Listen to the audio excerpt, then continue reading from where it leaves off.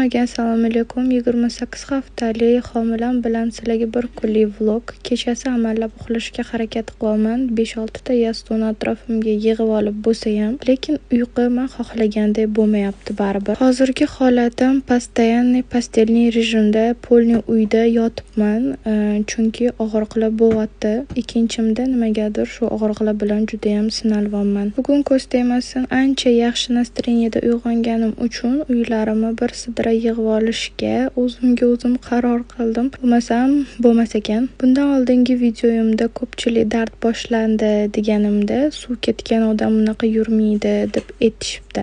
Menda homilamni suvi sal kamroq chiqdi, shuni hisobiga vohlidan dard boshlanib qolyapti. O'shaning uchun ham pastelniy rejim faqat yotishi aytgan doktor. Orada shunaqa suhbatga og'riqlar bo'lib turibdi, bel, qo'l ostida juda ham kuchli og'riqlar bo'lyapti. Sizlarda bunaqa og'riqlar bo'lganmi? O'zimga o'zim zavtrak tayyorladim.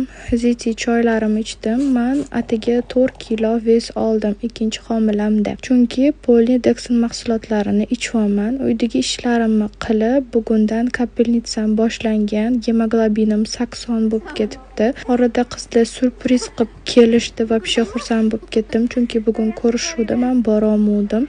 Biz уже uyga qaytdik. Erim men ustimdan kulyaptilar. Bu surokda sizlarda nimalar bo'lgan, iltimos kommentda yozinglar.